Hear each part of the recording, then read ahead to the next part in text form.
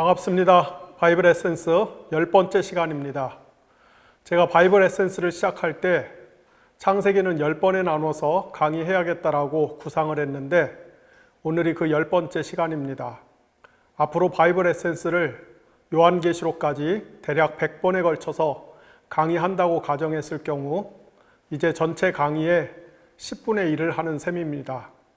한 가지 미리 제가 양해를 드릴 것은 다음 주에는 휴강입니다. 바이블 에센스 8번에서 10번 정도 하고 한 번씩 휴강을 해서 저희 영상 같이 찍는 동료 직원들에게 하루 휴식을 제가 부여하려고 다음 주는 휴강입니다. 양해를 좀 부탁드리겠습니다. 바이블 에센스 첫 번째 강의 시간에 일라이라는 영화를 소개하면서 시작했던 것을 아마 기억하실 것입니다. 오늘 창세기 마지막 강의도 영화 이야기로 시작하려고 합니다. 국민 배우 윤여정, 김고은 씨가 주연한 개춘할망이라는 영화를 보신 분들이 많이 있을 것입니다. 개춘은 제주에서 해녀 생활을 하면서 아빠를 여의고 혼자 남겨진 어린 소녀 혜지를 지극정성으로 돌보면서 소박하게나마 행복한 삶을 삽니다. 손녀 혜지는 그림 그리는 것을 좋아하는 아이입니다.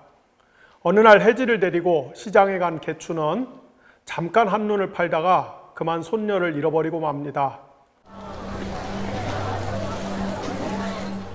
혜지야! 눈앞이 아득해진 개춘은 혜지를 찾기 위해서 백방으로 수소문을 했지만 모두 허사였습니다. 12년 후 고등학생이 된 혜지는 가출한 친구들과 어울리면서 좀도둑질 등으로 생활을 꾸려갑니다. 그러던 중 한 번은 성매매를 빙자하여 상대 남성의 금품을 갈취하려다가 그만 의도치 않게 살인사건이 발생하고 혜지 일당은 급히 도망을 치게 됩니다. 거리를 전전하며 훔친 빵과 음료수로 허기를 달래던 혜지는 우연히 우유팩에 새겨진 실종 아동 신고 캠페인 사진에서 개춘이 혜지를 찾는다는 문구를 보게 됩니다. 비행 청소년 혜지는 자신의 정체를 숨기고 개춘에게 접근해 자신이 친손녀 혜지인 양 연기를 합니다. 그런 줄도 모르고 오매불망 애타게 찾던 손녀를 12년 만에 기적같이 다시 만난 개춘은 고등학생이 되어 나타난 혜지에게 그동안 가슴에 켜켜이 쌓아두었던 사랑을 한껏 쏟아붓습니다. 개춘의 집에서는 다시 찾은 손녀를 위한 잔치가 벌어지는데 이는 흡사 신약성경 누가복음 15장에 나오는 돌아온 탕자를 위해서 열린 흥겨운 잔치를 연상시킵니다. 개춘은 어려서부터 그림 그리는 것을 좋아했던 혜지를 위해 학교 미술 선생에게 자신의 손녀 혜지를 간곡히 부탁합니다. 하지만 혜지는 좀처럼 마음의 갈피를 잡지 못하고 학교 생활을 거듭니다. 영혼의 자유로움을 표현한 거라든가 뭐 그런 거니? 하루는 그런 혜지에게 미술 선생이 한마디 툭 던집니다. 네가 그려야 되는 게 뭘까? 이건 뭐야? 네 업에. 네가 그려야 되는 거는 빛이야, 빛. 한편 혜지가 다시 제주로 오고 나서 이상한 일들이 벌어지기 시작합니다. 혜지가 몰래 담배를 피우는 것을 봤다는 마을 사람들의 증언이 이어지고 급기야 개춘이 평생 해녀질을 해서 번 돈이 들어있는 예금 통장이 사라집니다. 하지만 그럴 때마다 개춘은 혜지를 적극 감싸고 돕니다. 며칠 후 혜지가 혼자 바닷가에 앉아 몰래 담배를 피우고 있는데 개춘이 살며시 다가와 그 옆에 앉아 자신에게도 한 개 피 달라고 청합니다. 뻐끔뻐끔 담배 연기를 뱉으면서 개춘이 혜지에게 이렇게 말하죠. 세상살이가 힘들고 지쳐도 온전한 나편 하나만 있으면 사라지는 게 인생이라. 나가 너 편 해줄 테니 너는 너 원대로 살라. 이 대화가 있고 나서부터 혜지는 마음을 잡고 미술 공부에 집중하기 시작하며 마침내 서울에서 열린 미술대회에 나가 입상을 합니다. 혜지가 입상한 작품을 갖고 개춘을 찾아온 미술 선생님은 개춘에게 이렇게 말하죠. 어르신 덕분에 혜지가 어둠이 아니라 빛을 그리게 되었습니다. 나머지 자세한 내용은 여러분이 직접 영화를 보시기를 바랍니다. 이 영화는 중간중간 시청자의 감정선을 자극하는 따뜻한 명대사가 많이 나오는데 그중 앞권은 앞서 소개한 대화가 아닌가 싶습니다. 온전한 내 편 한 명만 있으면 사라지는 게 인생이다. 사실 저는 이 영화를 보면서 배우 김희원 씨가 분한 개춘의 조카 석호야말로 자기 이모 곁에서 평생 온전히 한편이 되어준 사람이라는 인상을 받았습니다. 여러분은 어떻습니까? 여러분은 어떤 상황에서도 여러분 편이 되어줄 그런 사람이 있습니까? 오늘은 창세기 25장 12절부터 50장까지를 살펴보면서 특별히 야곱이란 인물에 대해서 집중적으로 생각해 보려고 합니다. 여러분은 야곱이란 이름을 들으면 제일 먼저 무슨 생각이 나십니까? 저는 하나님이 무조건 편이 되어 주셨던 사람이란 이미지가 제일 먼저 떠오릅니다. 사실 제 개인적으로는 야곱 같은 사람을 별로 좋아하지 않습니다. 제가 볼 때 야곱은 눈치가 빠르고 잔머리를 잘 굴리며 자기 이익에 철저하고 집요한 사람인 동시에 결정적인 국면에서는 슬쩍 한 발 물러서서 책임을 회피하는 유형의 사람입니다. 이런 사람, 제가 가장 싫어하는 종류의 사람입니다.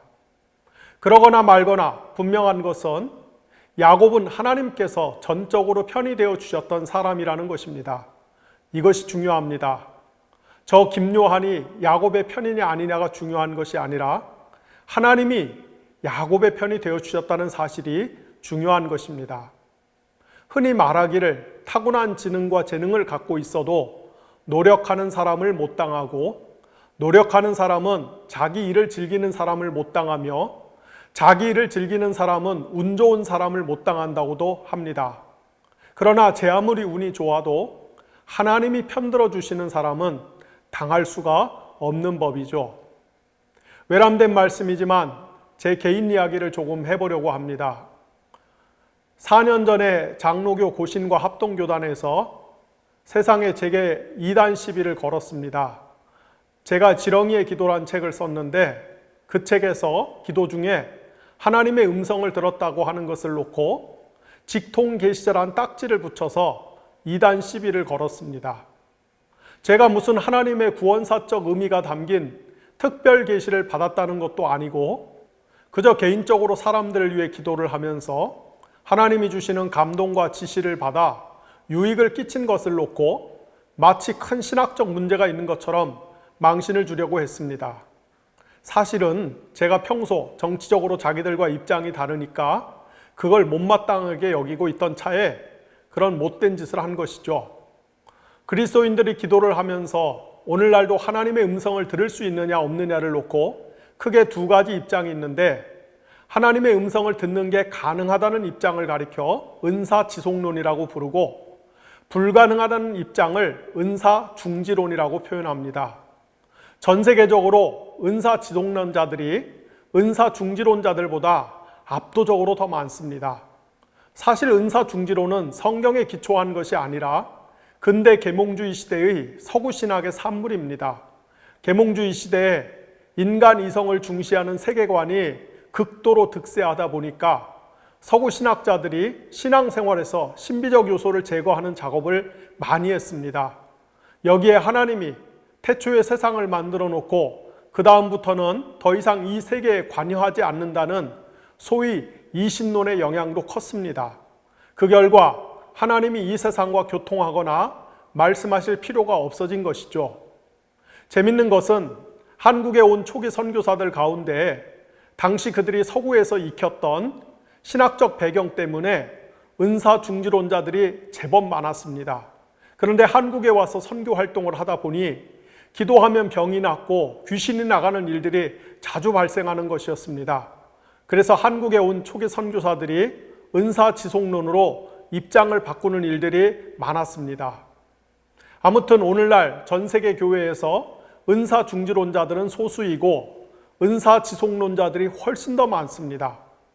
공식적으로는 은사중지론을 표방하는 한국의 보수 교단인 합동과 교신도 그 교단 안의 목사들과 신자들 중에는 방언하는 사람들도 많고 심지어 기도해서 병을 고침받는 경우도 적지 않습니다. 제가 볼 때는 신학적으로 진짜 문제가 있는 신비주의 운동을 하는 사람들도 그 교단 안에서 버젓이 활동하는 경우들도 있습니다. 그런데 그런 것은 다 놔두고 정치적인 목적 하에 제게 망신을 주려고 이단 시비를 걸었던 것이죠.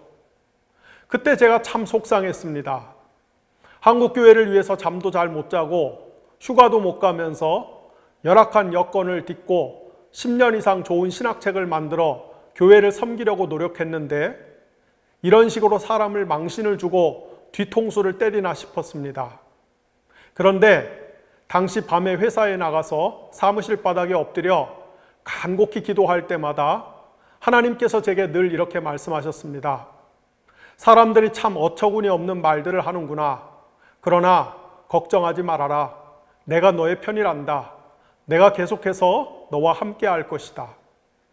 그 말씀이 제게 너무 큰 힘이 되고 위로가 되었습니다. 하나님이 나의 편이시라는데 무엇이 걱정인가? 그런 확신이 들었습니다. 그래서 다시 힘을 내서 신학책도 계속 만들고 바이블 클래스와 바이블 에센스도 시작할 수 있었던 것이죠. 야곱은 아브라함의 손자입니다. 아브라함이 100세에 낳은 아들 이삭이 장성하여 40세에 리브가와 결혼하였는데 처음에는 리브가가 임신을 못했습니다. 그래서 이삭이 하나님께 아내가 아이를 가질 수 있게 해달라고 기도를 드리자 하나님께서 임신을 허락하셨는데 하필 쌍둥이였습니다. 그런데 이 두 태아가 엄마 뱃속에서부터 다퉜습니다. 리브가가 이 문제로 괴로워서 하나님께 기도를 드릴 정도였으니 태아 둘이 꽤 심하게 엄마 뱃속에서 다투었던 것 같습니다. 리브가가 10개월을 채우고 출산을 하게 되었는데 첫째 아이는 살결이 붉고 털이 많아서 털이란 뜻의 에서라는 이름을 붙여줬고 둘째 아이는 첫째 아이보다 늦게 나오는 게 속상했고 약이 올랐는지 자기보다 먼저 세상 밖으로 나가는 아이의 발 뒤꿈치를 잡고 나왔다고 해서 발 뒤꿈치를 잡다란 뜻의 야곱이란 이름을 얻었습니다. 야곱은 속이다라는 뜻의 야케브에서 온 말입니다. 즉 야곱은 태어날 때부터 남을 속이는 자였습니다. 아버지 이삭이 연로해지고 장성한 야곱은 나이가 많고 눈이 어두워진 아버지 이삭과 성미가 급하고 약속을 쉽게 남발하는 형 에서를 속여서 고작 팥죽 한 그릇으로 장자의 축복권을 가로챘다가 그만 들통이 나서 아버지와 특히 형의 미움을 사서 결국 도망치다시피 집을 떠나 밧단 아람에 있는 외삼촌 라반의 집으로 가게 됩니다. 본시 야곱은 자기 욕망과 이익을 달성하기 위해서는 친가족도 속일 수 있는 사람이었습니다. 그런데 밧단 아람에서 만난 외삼촌 라반은 그런 면에서 야곱보다 더하면 더했지 결코 부족한 사람이 아니었습니다. 야곱은 사랑하는 라헬과의 결혼을 허락하겠다는 라반의 말을 순진하게 고지곧대로 믿고 받아들였다가 덜컹 라헬의 언니 레화와 라헬 두 자매를 아내로 맞이하게 됩니다. 아이러니한 것은 야곱이 자기 아버지 이삭을 속일 때 아버지의 시력이 약해진 것을 이용해서 형의 의복을 훔쳐입고 아버지를 속였던 것처럼 라반 역시 캄캄한 밤에 레아의 얼굴에 면사포를 씌워 라헬인 것처럼 위장해서 야곱을 속였다는 것입니다. 어쨌거나 야곱은 라반에게 속아 두 아내의 몸값으로 무려 14년에 걸쳐 혹독한 노동을 하게 됩니다. 그 14년이란 세월 동안 라반은 중간중간 계속해서 야곱을 속이거나 정당한 사례를 지불하지 않죠. 하지만 여기서 중요한 것은 그 과정에서 하나님이 야곱과 줄곧 함께 하셨다는 것입니다. 하나님께서는 야곱에게 두 아내와 그들의 여종 두 사람, 곧 총 4명의 아내를 통해 11명의 아들과 1명의 딸을 주셨으며 그가 라반에게 붙잡혀 노역한 세월을 충분히 상쇄할 수 있을 만큼 넉넉한 재산을 모아갖고 고향으로 돌아올 수 있도록 배려하셨습니다. 무려 20년 만에 고향으로 돌아오게 된 야곱은 설레는 마음과 함께 그러나 큰 걱정이 앞섰죠. 다름 아닌 오래전 자신에게 사기를 당해서 장자의 축복권을 빼앗긴 형 에서가 아직도 그때의 앙금을 풀지 못하고 복수의 칼날을 갈고 있으리라는 충분히 근거 있는 두려움 때문이었습니다. 하지만 이때도 하나님은 야곱의 편이 되어 그를 도와주셨습니다. 하나님의 은혜 덕분에 에서와 극적으로 화해한 야곱은 지근거리에서 함께 살자는 형의 제안을 완곡히 거절하고 세겜 인근에 거주지를 정합니다. 그런데 큰 사단이 벌어집니다. 세겜 지역의 지배자인 세겜에게 야곱의 딸 디나가 성폭행을 당했고 이 일로 격분을 금치 못한 야곱의 아들들이 세겜 사람들을 무참히 살육한 것이었습니다. 이 일로 낯선 이방인이자 소수에 불과한 야곱과 그의 가족들이 가나안 원주민들로부터 도륙을 당하지 않을까 하는 공포심에 사로잡힌 야곱은 베델로 올라가 제단을 쌓으라는 하나님의 명령을 받습니다. 베델은 오래전 그가 아버지 집을 도망치듯 빠져나와 외삼촌 라반의 집으로 가던 중 꿈에 천사들이 계단 혹은 사다리를 오르내리고 그 계단 꼭대기에 하나님께서 서 계시던 광경을 목격한 장소였습니다. 야곱이 가족들을 모아놓고 몸을 깨끗이 씻고 이방 신상을 다 버리라 명한 다음 하나님께 제사를 드리기 위해 베델로 떠나자 하나님께서 가나안 원주민들의 마음을 두렵게 하셨으므로 그 누구도 야곱 일행을 추적하지 못하였습니다. 베델에서 야곱을 다시 만난 하나님은 야곱의 이름을 이스라엘로 바꿔 부르시면서 그의 할아버지 아브라함에게 약속하신 것과 동일하게 많은 후손과 가나안 땅을 선물로 주실 것을 재천명하셨습니다. 이렇듯 하나님께서 평생토록 동행하시고 같은 편이 되어주셨던 야곱은 그러나 성경에 나오는 위대한 신자들 가운데 대표적인 역기능 가족의 일원이었습니다.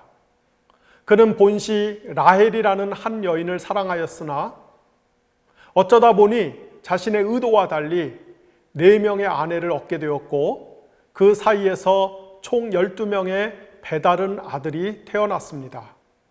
우리가 충분히 예측할 수 있듯이 그 결과 자연스럽게 가족 간의 불화와 알력, 상처와 미움이 생겨났습니다. 야곱은 12명의 아들 중 자신이 사랑했던 여인 라헬이 낳은 11번째 아들인 요셉을 특별히 더 사랑했습니다. 그야말로 지독한 편애였습니다. 그는 요셉에게만 귀한 옷을 입혔고 대가족의 살림살이에 필수적인 노동도 면제시켰습니다. 엎친 데 덮친 격으로 11번째 아들인 요셉은 이복 형들의 잘못이나 실수를 아버지에게 고자질하곤 했습니다.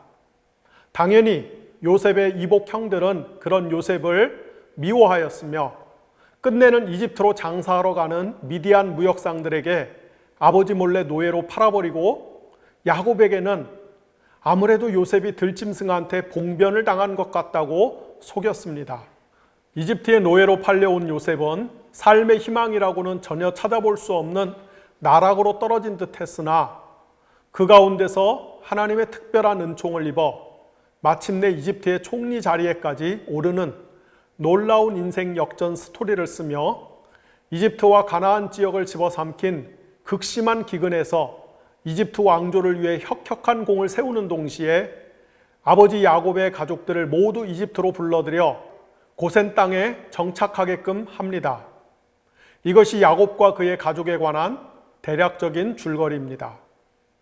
야곱은 인생 말년에 아들 요셉의 초청을 받아 이집트 땅에 도착한 직후 이집트의 지배자 파라오를 만난 자리에서 자신을 소개하며 이렇게 말하죠. 제가 이 세상을 떠돌아다닌 지가 130년째인데 험악한 세월을 보냈습니다. 야곱은 총 147년을 살았습니다. 그중 대부분의 시간이 그의 말대로 험악한 세월로 도배되었습니다. 그러나 하나님이 언제나 그의 편이 되어주셨기 때문에 그가 그 험악한 세월을 통과할 수 있었습니다. 야곱의 파란만장한 인생에서 일어났던 가장 중요한 사건 2가지를 꼽으라면 저는 창세기 28장에 나오는 베델에서의 신년 체험과 창세기 32장에 나오는 야복 강가에서 천사와 밤새 씨름했던 일을 꼽고 싶습니다. 왜 이 두 가지 사건이 중요할까요? 단도직입적으로 말하자면 이 두 가지 사건이야말로 야곱이 아담, 그리고 노아, 그리고 아브라함의 뒤를 이어서 많은 사람을 하나님의 성전으로 되돌아가게 하는 원형적 제사장 역할을 수행하는 자로 선택된 것을 가장 잘 보여주기 때문입니다.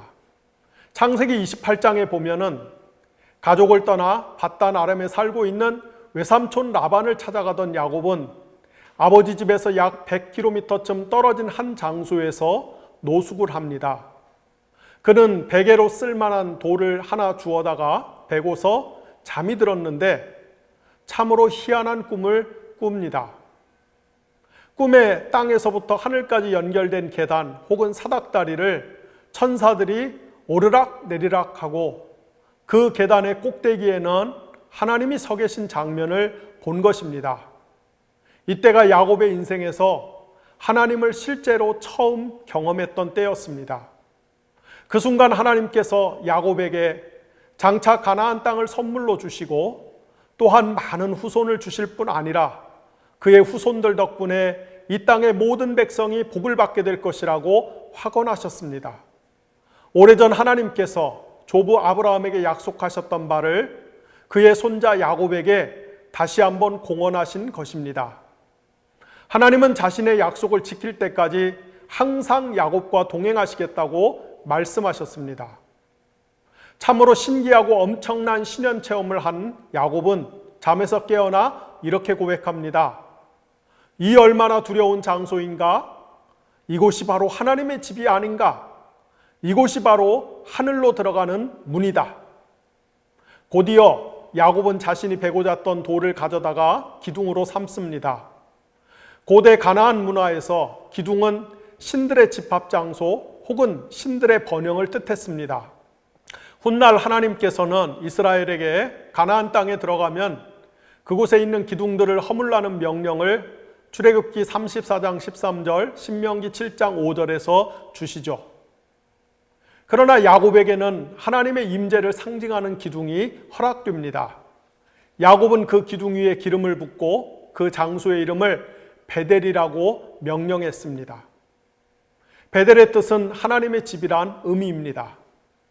그렇다면 베델에서 야곱이 꿈에 본 장면은 무엇이었을까요? 제가 앞서 제8강의 바벨탑 이야기에서 말씀드렸듯이 야곱이 꿈에서 본 하늘과 땅을 이어주는 계단 혹은 사다리는 고대 메소포타미아에서 흔히 볼 수 있었던 지구라트 이미지와 흡사한 것입니다. 지구라트의 맨 꼭대기에는 신들의 세계, 곧 초월 세계로 들어가는 문이 있고 신들은 지구라트의 계단을 통해 인간 세상으로 내려와 사람들에게 경배와 예물을 받는 대신 복을 준다고 믿어졌습니다. 확실히 창세기 28장에 나오는 베델에서의 신년 체험은 지구라트 이미지와 유사합니다. 하지만 명백한 차이점도 존재하죠. 지구라트의 운용 방식과 달리 야곱의 꿈에서는 신들이 아닌 천사들이 층계를 오르내리며 하나님은 그 층계의 꼭대기에 서 계십니다. 이것은 초월 세계와 내재 세계 사이의 긴장과 균형을 보여주는 성경적인 기독교만의 독특한 방식이죠. 삼위일체 방식으로 표현하자면 성부 하나님은 항상 초월 세계에 위치하시고 내재의 세상에 직접 오시는 법이 없습니다. 그 대신 하나님의 계시와 구원의 중개자인 성자 하나님 혹은 성령 하나님 또는 하나님의 심부름꾼인 천사들을 세상에 보내셔서 하나님 당신의 뜻을 성취하십니다. 그렇다면 왜 성부 하나님께서는 항상 초월 세계 곧 우주 밖에 위치하시면서 동시에 자신의 계시의 중개자인 성자와 성령 하나님을 통해서 내재의 세계에 곧 우주 안에 참여하시는가? 다시 말해 왜 기독교의 하나님께서는 항상 삼위일체로 존재하시는가?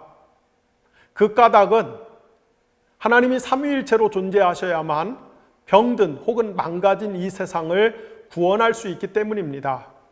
즉 하나님께서 세상을 구원하시려면 세상보다 크셔야 하기 때문에 늘 세상 밖에 계시는 동시에 세상 안으로 들어오셔서 세상의 고통에 참여하셔야만 하기 때문입니다.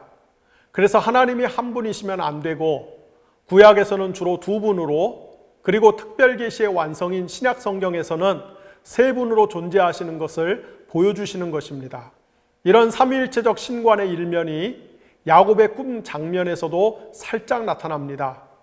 하나님은 계단 꼭대기 곧 초월세계에 위치하시고 하나님의 심부름꾼인 천사들이 초월세계와 내재세계를 오가는 것입니다. 그런데 야곱의 신현체험에는 매우 중요한 신학적 의미가 담겨 있습니다. 야곱은 꿈속에서 놀라운 신현체험을 한 후 자신이 들판에서 잠을 청하던 장소가 바로 하늘로 연결되는 문 또는 하나님의 집이라고 고백했습니다. 사실 당시의 세계관에서 볼 때 하늘로 들어가는 문은 바빌로니아였습니다. 바빌론이란 말 자체가 신의 문이란 뜻입니다.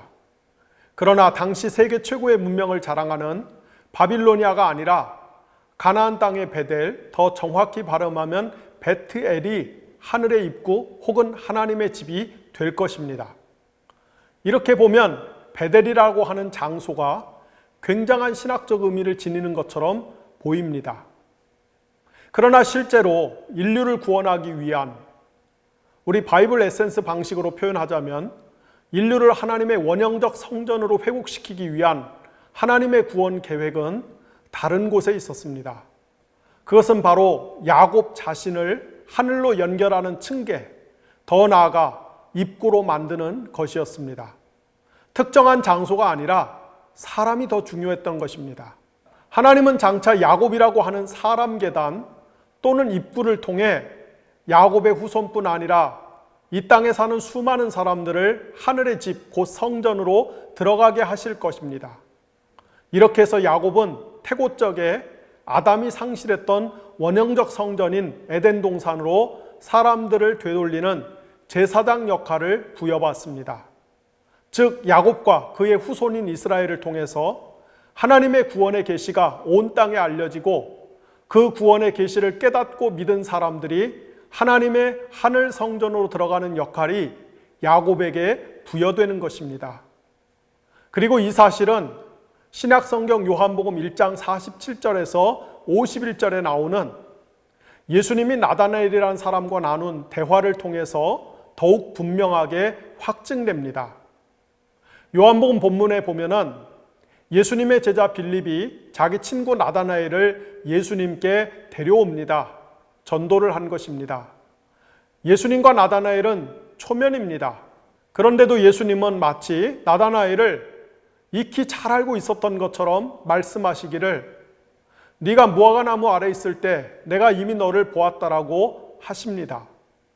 대체 나다나엘은 무화과나무 아래서 무엇을 하고 있었던 것일까요? 신학자들은 그가 무화과나무 아래서 창세기 28장에 나오는 야곱의 신현체험에 관한 말씀을 묵상하고 있었을 가능성이 높다라고 추론합니다.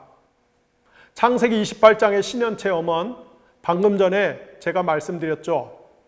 그런데 예수님 당시에는 창세기 28장 본문에 대한 해석이 오늘 우리가 읽는 성경과는 조금 달랐습니다.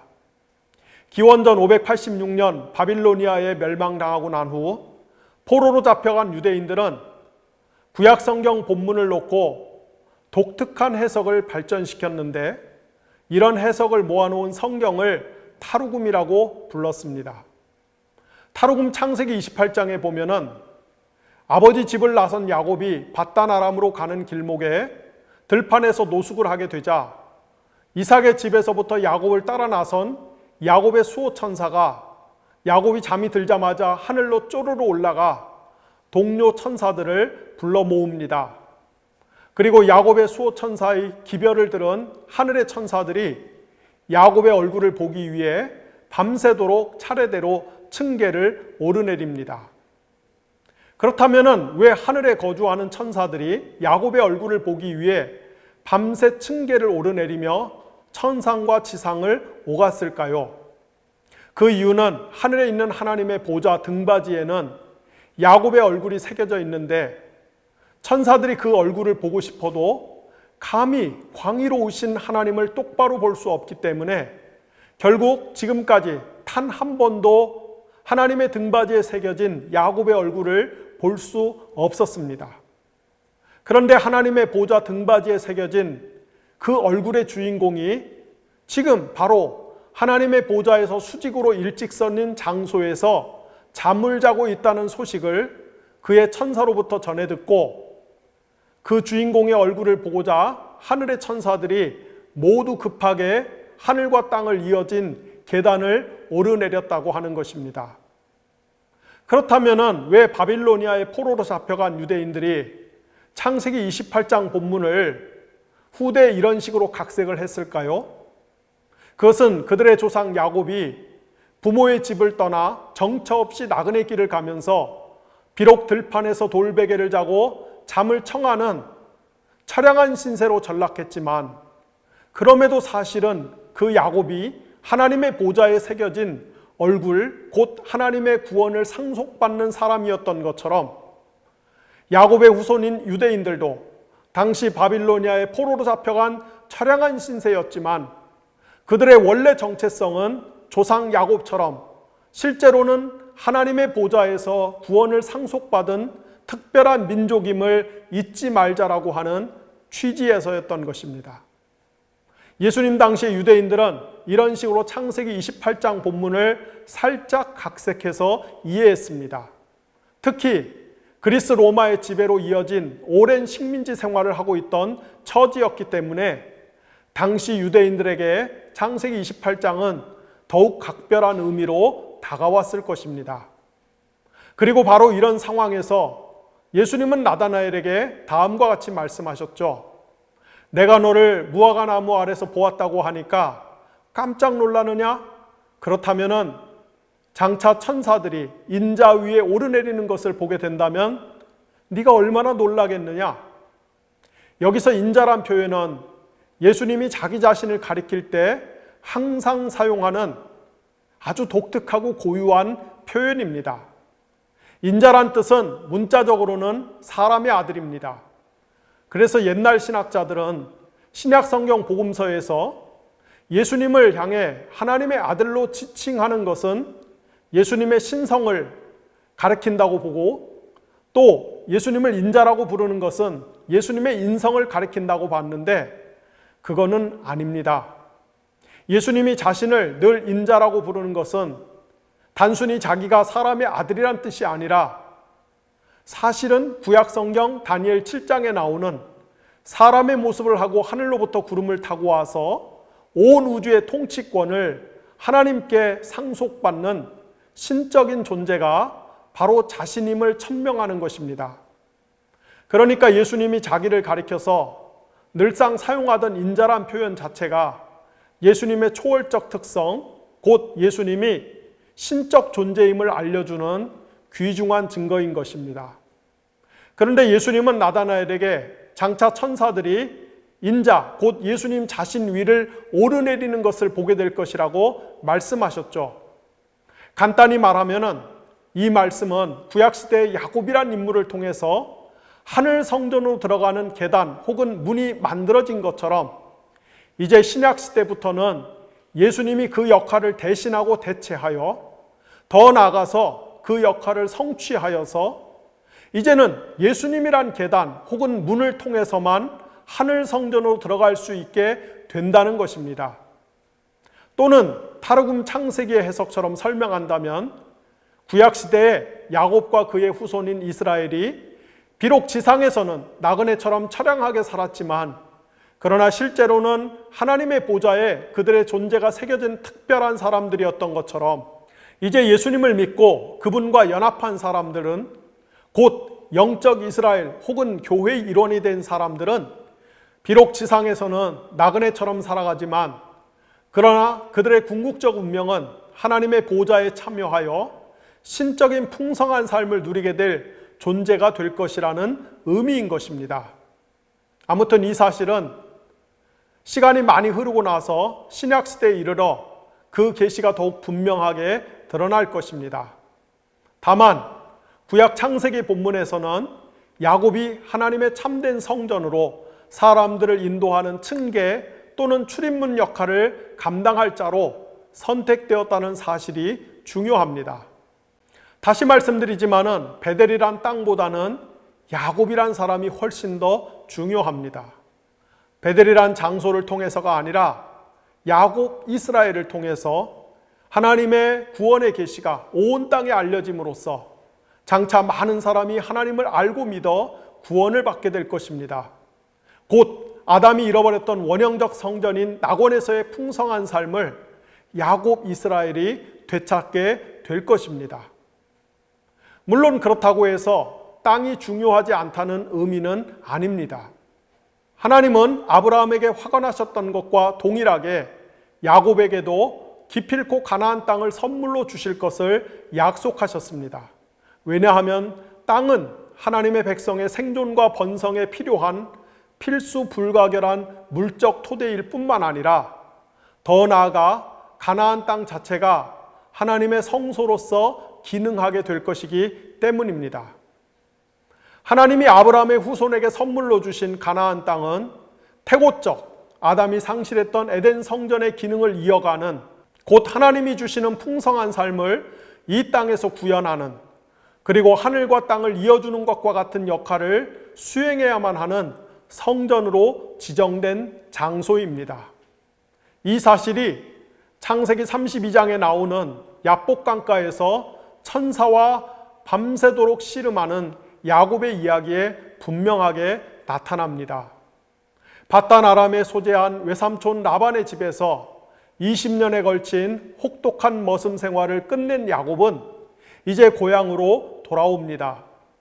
무려 20년 만에 고향에 돌아가게 된 야곱의 마음은 한편으로 흥분을 감출 길이 없으면서도 동시에 그보다 더 큰 두려움이 앞섰습니다. 다름 아닌 오래전 자신에게 사기를 당해 장자의 축복권을 빼앗긴 채 지금까지도 앙금을 풀지 못한 형 에서 때문이었습니다. 아니나 다를까 야곱이 돌아온다는 소문을 전해 들은 에서는 무장한 400명의 사병을 대동하고 야곱을 응징할 준비를 마쳤습니다. 이제 자칫 야곱은 형의 손에 의해 가족 전체가 멸절을 당할 수도 있는 처지에 놓이게 되었습니다. 절체절명의 순간에 야곱은 혼자 야복강가에 섭니다. 그리고 거기서 하나님의 계시와 구원의 중개자인 한 천사와 밤새도록 씨름을 하였습니다. 야곱은 자신을 축복해 주지 않으면 절대로 보내줄 수 없다며 결사적으로 천사를 붙들고 늘어졌습니다. 복을 받아내고자 하는 야곱의 투지가 어찌나 절실한지 천사는 그냥은 야곱을 이길 수 없다는 사실을 알고 야곱의 허벅지 안쪽 혹은 사타구니 부분을 쳐서 부상을 입혔으나 그럼에도 야곱은 천사를 붙든 손을 놓지 않았습니다. 이때가 야곱이 97세였습니다. 따라서 야곱과 천사가 벌인 씨름은 육체적인 것이라기보다는 영적 혹은 정신적 투쟁이었을 가능성이 높습니다. 야곱과 천사, 더 나아가 야곱과 하나님은 대체 무엇을 놓고 밤새도록 치열한 대결을 펼친 것일까요? 아마도 야곱의 인간 됨됨이 때문이었을 것입니다. 하나님 편에서는 오로지 인간적인 축복과 욕망에만 열심인 야곱의 성품을 꺾기를 원하셨습니다. 그러나 야곱은 그런 하나님의 의지 앞에서 순순히 자기 자아를 죽일 마음이 없었습니다.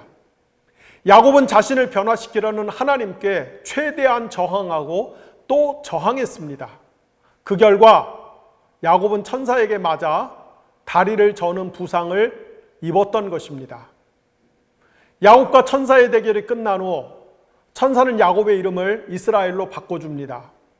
이스라엘은 하나님과 대결하다 또는 하나님과 겨루어 이기다란 뜻이 있습니다. 그리고 이어지는 장면에서 상황이 180도 바뀌어 야곱과 에서가 극적으로 화해를 하게 됩니다. 이 내용은 매우 자주자주 그리스도인이 어떤 위기에 봉착했을 때 야곱이 하나님과 밤새 씨름했듯이 우리도 하나님을 끈질기게 붙들고 늘어지면 문제를 해결할 수 있다라는 소위 기도에 관한 교과서적인 본문으로 해석되고 있습니다. 물론 그런 해석도 가능할 것입니다. 하지만 그것이 핵심 포인트는 아닙니다. 이 본문은 기도에 대한 가르침 이상으로 더 중요한 메시지를 제시합니다. 고대 중동의 문화에서는 누군가 어떤 영역 혹은 영토에 진입하려면 그곳의 초입에 있는 강에서 경비를 서고 있는 초자연적인 존재를 먼저 제압해야만 그 땅에 무사히 발을 들여놓을 수 있다라는 그런 세계관이 있었습니다. 그런 의미에서 볼 때 야복강은 이를테면 가나안 땅의 관문과 같은 장소입니다. 그리고 앞서 말씀드렸듯이 가나안 땅은 원형적 성전인 에덴 동산에 후형적으로 상응하는 하나님의 임재의 장소, 곧 성소입니다. 따라서 마치 태고적에 인간이 범죄한 이후 하나님께서 에덴 성전의 입구를 천사로 방비하게 하셨던 것처럼 가나안 성전의 입구를 천사가 방비하는 셈입니다. 20년 전에 가나안 땅, 곧 성소로 지정된 땅 밖으로 나갔던 야곱이 다시 그 특별한 땅으로 돌아오려면 그 성전 땅의 관문을 수비하는 영적 존재와의 대결에서 승리해야만 했습니다. 그리고 야곱은 기필코 그 일을 해냈습니다. 야곱이 하나님의 계시와 구원의 중개자인 천사를 이겼습니다. 바꿔 말씀을 드리면 야곱이 하나님을 이겼습니다. 야곱은 실로 대단한 일을 해낸 것입니다. 그는 하나님과 맞짱을 떠서 이긴 사람입니다. 오 야곱, 당신은 실로 인간 승리의 표본입니다. 하지만 정말 그렇습니까? 하나님의 계시와 구원의 중개자, 즉 하나님 자신이라고 불러도 무방할 존재와의 대결에서 정녕 야곱은 승리하였던 것일까요? 일반적으로는 그렇게 생각하는 것 같습니다. 야곱이 비록 치명적인 부상을 당하기는 하였으나 그럼에도 야곱은 죽느냐 사느냐의 절박한 문제를 해결받지 않았습니까? 그것으로 충분한 것이 아닙니까? 우리가 야곱과 천사와의 싸움에서 눈여겨봐야 할 대목은 야곱과 천사가 상대의 이름을 놓고 주도권을 쥐기 위해 일종의 신경전을 벌이는 장면입니다. 야곱은 밤새도록 씨름했던 천사에게 이름을 물어보지만 그러나 천사는 단호하게 일축합니다. 반면 하나님의 대리인인 천사는 야곱의 이름을 이스라엘로 바꿔주죠. 고대 중동에서는 누군가의 이름을 장명하는 것은 그 존재에 대한 소유권 또는 지배권을 확보함을 뜻했습니다. 따라서 하나님의 대리인인 천사가 사기꾼이란 뜻의 야곱이란 이름을 이스라엘로 바꿔준 것은 이제부터 하나님께서 야곱의 인생을 적극적으로 통치하시겠다라고 하는 의지를 공개적으로 피력하신 것입니다. 하나님께서 천사를 통해 야곱의 이름을 바꾸시자 야곱은 순순히 받아들입니다. 물론 야곱도 슬쩍 하나님의 이름을 알아내서 다만 어느 정도라도 하나님에 대한 자신의 통제권을 확보해 보려고 하지만 그러나 하나님은 이를 단칼에 일축하십니다. 야복강가에서 하나님이 야곱의 이름을 바꿔주시는 사건을 계기로 이제 야곱의 인생은 하나님의 수중에 들어왔습니다. 지금까지 야곱은 97년 동안 스스로 자기 삶의 주인 노릇하며 살았던 사람입니다. 그는 하나님이 존재하신다는 것을 지성적으로는 인정하였고 하나님이 자기 조상들과 특별한 약속을 맺은 신이라는 것을 이론적으로는 수긍했지만 그러나 야곱에게 하나님은 늘 어떤 거래의 대상 혹은 아쉬울 때면 찾는 이용의 대상이었지 온 우주를 창조하신 하나님의 거룩한 주권에 인격적으로 순종하는 삶과는 거리가 멀었습니다. 하지만 야복강가에서 야곱의 운명이 극적으로 바뀌었습니다. 이제 하나님께서 공식적으로 야곱의 주인이 되셨습니다. 야곱의 이름을 이스라엘로 새롭게 창조하신 하나님께서는 야곱의 인생도 새롭게 창조하실 것입니다. 물론 야곱의 타고난 인간성이 하루아침에 바뀌지는 않습니다. 그의 몸에 깊이 각인된 인간 됨됨이는 계속해서 그를 따라다니며 삶의 결정적인 국면에 처하면 독사처럼 고개를 뻣뻣이 세울 것입니다. 그럼에도 하나님께서는 이제부터 야곱에게 단순히 그가 필요할 때마다 나타나셔서 도움을 주는 존재로 그치는 것이 아니라 그의 인격과 삶에 깊이 개입하시고 그를 변화시키며 나아가 야곱으로 하여금 하나님의 성전 입구 혹은 계단 역할을 수행하기에 합당한 존재로 만들어 가실 것입니다. 야복 강가에서 이스라엘이 된 야곱은 새롭게 태어났습니다. 그렇다면 야복 강가에서 벌어진 하나님과 야곱 간의 싸움의 진정한 승자는 누구입니까? 야곱이 하나님을 이긴 것입니까? 아니면 하나님께서 야곱을 이기신 것입니까? 실제로는 하나님이 야곱을 이긴 것이죠. 그런데 재밌는 것은 하나님께서 야곱을 이기셨음에도 불구하고 오히려 야곱에게 승자의 영예를 안겨주셨다는 점인 것입니다. 하나님께서는 야곱의 이름을 이스라엘로 바꿔주셨습니다. 앞서 언급한 것처럼 이스라엘은 하나님과 겨루다 혹은 하나님과 겨뤄서 이기다란 뜻입니다. 분명 야곱은 하나님을 이겼습니다. 일개 피조물이 창조주 하나님을 이긴 이 엄청난 우주적 사건이 발생한 것입니다. 창조주 하나님께서 공식적으로 그 사실을 인정하셨고 온 세상을 향해 공표하셨습니다. 그 결과 이스라엘이 탄생했습니다. 그렇다면 야곱은 어떻게 하나님을 이겼습니까? 대체 어떻게 하면 일개 피조물이 창조주 하나님과 겨뤄서 이기고 그 사실을 하나님으로부터 직접 확인받을 수 있단 말입니까? 하나님께 이기는 방법은 사실 간단합니다. 하나님께 지면 되는 것입니다. 우리가 하나님께 져드리면 하나님께서 거꾸로 자신이 우리한테 졌다라고 선언해 주십니다. 하나님께 졌는데 오히려 이긴 사람들, 이것이 바로 하나님의 백성의 참된 정체성인 것입니다. 하지만 우리는 얼마나 자주, 그리고 공공연히, 그리고 당연히, 그리고 기필코 하나님께 이기는 삶을 살려고 하둥바둥거리지 않습니까? 우리는 예수 그리스도의 주권 밖에 있는 우리의 옛 자아와 삶으로도 하나님을 이겨먹으려고 하지만 진짜로 더 심각한 문제는 흡사 예수 그리스도의 통치 안에 있는 것과 같은 경건한 삶으로 하나님을 이겨먹으려고 하는 것입니다. 기도를 많이 하는 사람은 기도로 하나님을 이겨먹으려고 하고, 헌금을 많이 하는 신자는 돈으로 하나님을 이겨먹으려고 하며, 설교를 잘하는 사람은 성경 지식과 말발로 하나님을 요리하려고 합니다. 그 외에도 도덕이나 정의감으로 하나님을 이겨먹으려고 하는 신자들이 의외로 많습니다. 이런 사람들은 말로는 이것이 하나님의 뜻입니다, 또는 하나님이 다 하셨습니다라고 고백하지만, 그러나 실제로는 이것이 나의 기준입니다, 혹은 내가 한 것입니다라고 그의 속사람이 사탄의 귓전에 대고 속삭입니다. 누구도 이 습성과 유혹에서 자유롭지 못합니다. 저도 자주자주 제 정의감을 갖고 하나님을 이겨먹으려고 합니다. 아주 고질적인 병입니다.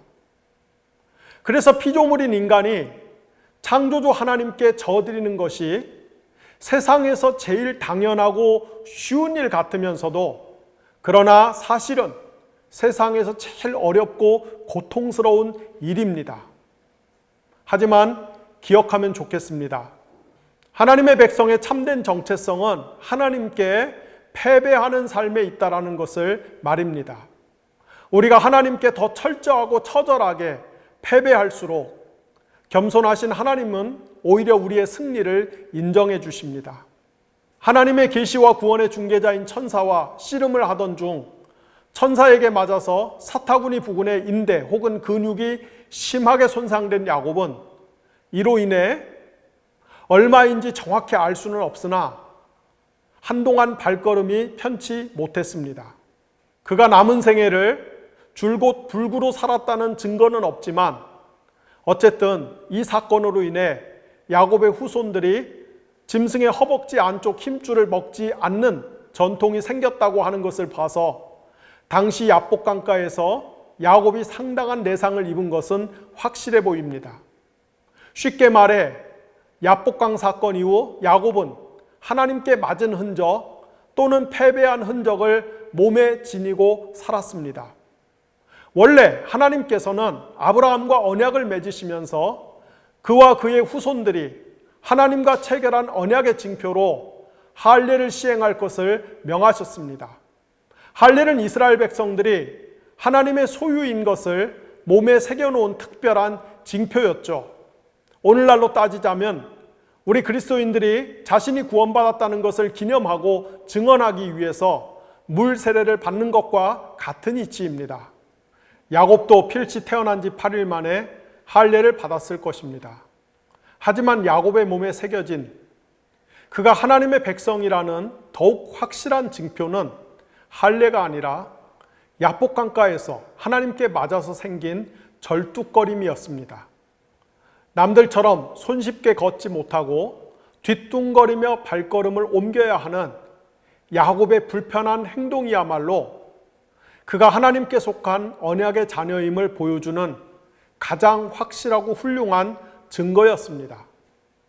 야곱이 건강하고 쌩쌩할 때, 그가 소위 정상적으로 잘 걷고 뛸 때, 그는 육체의 껍데기에 새겨놓은 할례라는 표면적 증거를 통해 자신이 하나님의 약속의 백성이라는 행세를 하고 살았지만, 그러나 야복강가에서 하나님께 얻어맞아 절뚝이며 걷게 된 다음부터는 그의 살 껍질이 아니라 그의 속사람, 곧 자아에 비로소 하나님의 사람이라는, 더 나아가 많은 사람을 하나님의 성소로 인도하는 제사장적 역할을 하는 사람의 정체성이 새겨지게 된 것입니다.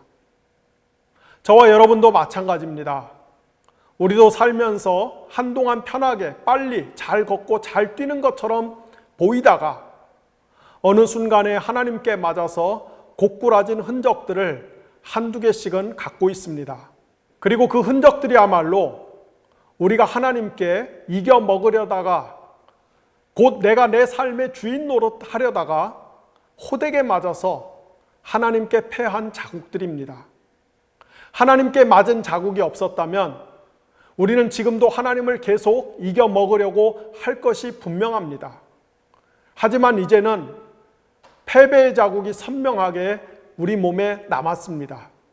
그리고 역설적으로 그 패배의 흔적이야말로 하나님이 우리에게 져주시는 그분의 자비와 겸손의 표징인 것입니다. 어쩌면 이 표징이 우리가 받은 물세례보다 더 중요할지도 모르겠습니다. 그래서 하나님으로 인해 불편해진 인생이 있다면 그것은 심판과 저주가 아니라 우리가 하나님께 속한 복된 사람임을 확증해 주는 것임을 여러분들이 꼭 기억하셨으면 좋겠습니다. 기도하겠습니다. 하나님 아버지, 감사합니다. 바이블 에센스를 시작한 지 꼬박 10번째 주 만에 이제 창세기 강의를 무사히 마칠 수 있도록 도와주신 것을 감사합니다. 앞으로 더 많은 강의를 오랜 시간에 걸쳐서 진행해야 되는데 하나님이 그 모든 여정에서 저희들에게 믿음과 지혜와 삶의 소망과 평강을 더하여 주시기를 원합니다. 하나님, 이 세상에는 우리 기독교를 위시해서 굉장히 많은 그리고 다양한 별의별 종교들이 있습니다. 그 종교의 이름은 다르고 형태와 양식은 다를지 모르지만, 그러나 우리 기독교를 위시해서 거의 모든 종교들이 공통으로 섬기는 최고의 신이 있는데 그것은 바로 우리 인간의 자아입니다. 우리는 우리의 자아라는 신을 만족시키기 위해서, 우리의 자아라는 신을 행복하게 해드리기 위해서 우리는 정말 오만 가지 노력을 다하면서 살고 있습니다. 심지어 우리는 자아 개발이라는 명목하에 우리의 삶을 쥐어짜면서까지 우리의 자아를 드높이고 우리의 자아에게 영예를 돌리기 위해서 아득바득 살고 있는 그런 자들입니다. 하나님, 우리가 그리스도인이라고 말은 하지만 여전히 하나님 대신에 우리의 자아를 섬기고 있고 우리의 자아를 예배하고 있으며 심지어 살아계신 창조주 하나님조차 우리의 자아를 경배하는 하나의 수단이나 통로로 이용해 먹고 있지는 않은지 이 시간 저희가 저희 자신을 성찰하면서 회개합니다. 무언가 이전과는 확연히 다른 하나님이 기뻐하시는, 하나님이 받으실 만한 경건한 새로운 패러다임의 삶을 살 수 있도록 하나님 저희들의 발걸음을 지도하여 주시기를 원합니다. 하나님, 우리 주변에 가난한 사람들이 너무나 많습니다. 스스로 불행하게 여기고 사는 청년들이 너무나 많습니다. 삶의 희망이 한 줄기도 들어오지 않는 그런 어두컴컴한 그런 지하실 방에 갇혀 있는 것과 같은 그렇게 사는 사람들이 너무나 많습니다. 하나님 불쌍히 여겨주시고 도와주시기를 원합니다. 정부가 제 역할을 할 수 있도록 깨우쳐 주시기를 원합니다. 이 사회에 가진 자들, 힘 있는 자들, 더 많은 혜택을 누린 자들이 그들의 기득권을 위해서 사회 제도와 구조를 더 악화시키고 타락시키는 것이 아니라 하나님께 받은 은혜와 은사들을 희망과 소망이 없이 살아가는 사람들을 위해서 나누고 베푸는 일에 인색하지 않도록 도와주시기를 원합니다.